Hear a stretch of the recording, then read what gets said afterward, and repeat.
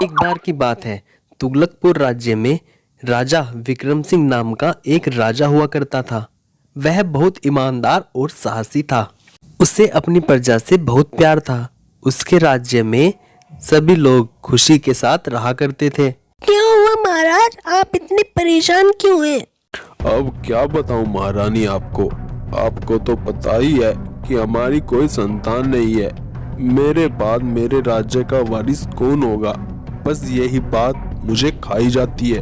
आप चिंता नहीं करो महाराज, भगवान कोई ना कोई रास्ता जरूर दिखाएंगे।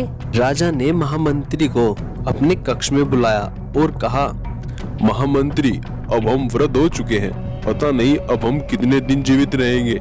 हमारे बाद हमारे राज्य का वारिस आखिर कौन होगा? हम चाहते हैं कि हम नगर में से ही किसी ईमानदार व्यक्ति को नियुक्त कर दें। इसलिए तुम कुछ ऐसा सुझाव दो कि हम एक होनहार और योग्य व्यक्ति को अपना उत्तराधिकारी बना सके, जो प्रजा का ख्याल रखे। फिर महामंत्री ने महाराज को कुछ सुझाव दिया। तुम्हारा सुझाव तो बहुत अच्छा है महामंत्री, चलो बुलाओ सब युवकों को, देखते हैं क्या होता है। राजा ने काफी सोच विचार करके राज्य के सभी होनहार युवकों को दरबार में बुलाया और घोषणा करते हुए कहा, मैं आप सब में से किसी एक को अपना उत्तराधिकारी बनाना चाहता हूँ। इसके लिए आप सभी को एक परीक्षा देनी होगी। जो इसमें पास होगा वही मेरा उत्तराधिकारी बनेगा। इसके बाद राजा ने वहाँ सभी मौजूद युवकों को एक एक बीज दिया और बोला, इस बीज को अपने घर जाकर गमले में लगाना है। 4 महीने बाद सभी को अपने साथ पौधे को यहाँ दोबारा लाना होगा। उस समय मैं आप में से किसी एक को अपना उत्तराधिकारी घोषित करूँगा। सभी लोग सोच रहे थे राजा अपना उत्तराधिकारी बनाने के लिए कोई कठिन परीक्षा लेने वाले हैं, लेकिन गमले में बीज बोने की बात सुनकर सभी इस परीक्षा को आसान समझकर खुशी खुशी घर लौट गए। लेकिन असली परीक्षा तो अब शुरू होने वाली थी। वक्त बीतने लगा, सभी युवकों के गमले से बीज की उपज दिखने लगी, लेकिन रसूख नाम का एक युवक था जिसके गमले में पौधे का नामो निशान भी नहीं था। रसूख के साथ दूसरे लोग के पौधे बड़े होने लगे। यह देखकर वह बहुत परेशान रहने लगा। वह मन ही मन सोचता, सबके गमले में पौधे आ गए हैं, लेकिन मेरे गमले में पौधा क्यों नहीं आ रहा है? हो सकता है मेरा पौधा उगने में अधिक समय ले रहा हो। ये सोचकर वो और अधिक मेहनत करता और पहले से भी अधिक पौधे की देखभाल करता। धीरे धीरे 4 महीने बीत गए, लेकिन रसूख के गमले में कोई पौधा नहीं आया। वहीं ज्यादातर सभी लोगों के गमले में पौधे निकल आए। कुछ लोगों के पौधे में तो फूल और फल भी दिखने लगे। राजा के पास जाने का समय आ चुका था। रसूख ने सोचा कि वह राजा के पास जाएगा तो उसका गमला देखकर सब उसकी मजाक बनाएंगे। कोई उसकी बात पर विश्वास नहीं करेगा कि वह हर दिन गमले में पानी देता था या उसकी देखभाल करता था। सब लोग उसे झूठा समझेंगे। रसूख ने अपनी बात अपनी माँ को बताई।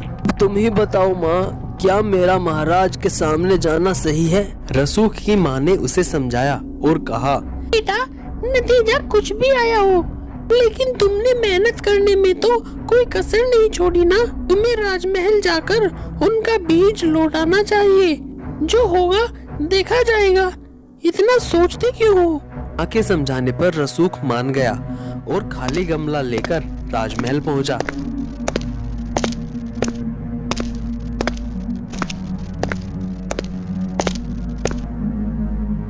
उसने देखा कि सभी के गमले में सुंदर सुंदर पौधे दिखाई दे रहे थे और सभी बहुत खुश थे।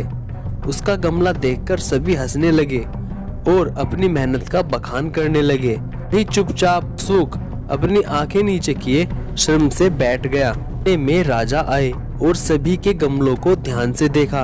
वह रसूख के गमले के पास पहुँचे तो उन्होंने पूछा, यह किसका गमला है? जी मेरा महाराज। हमारा गमला खाली क्यों है? महाराज, मैं रोजाना इसको पानी देता था। मैंने इसकी बहुत देखभाल की, लेकिन इसमें से फिर भी पौधा नहीं निकला। इसमें मेरी कोई गलती नहीं है महाराज। आओ मेरे साथ। सूख राजा द्वारा बुलाने पर डर गया, लेकिन उसे राजा की आज्ञा माननी ही थी। वह धीरे धीरे राजा की तरफ आगे बढ़ा। राजा उसे सिंहासन के पास ले गए और बोले, तुम ही इस राज्य के असली उत्तराधिकारी हो। राजा के इस फैसले से वहाँ मौजूद हर कोई हैरान रह गया।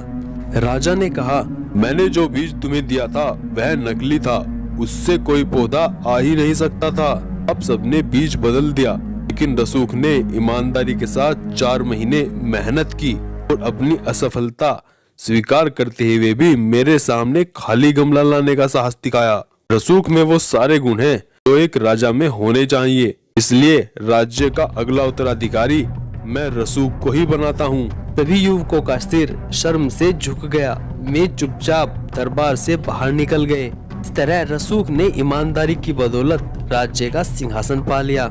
तो दोस्तों, हमें किसी भी परिस्थिति में ईमानदारी नहीं छोड़नी चाहिए। इंसान को उसकी सच्चाई और ईमानदारी का फल जरूर मिलता है। तो मिलते हैं अगली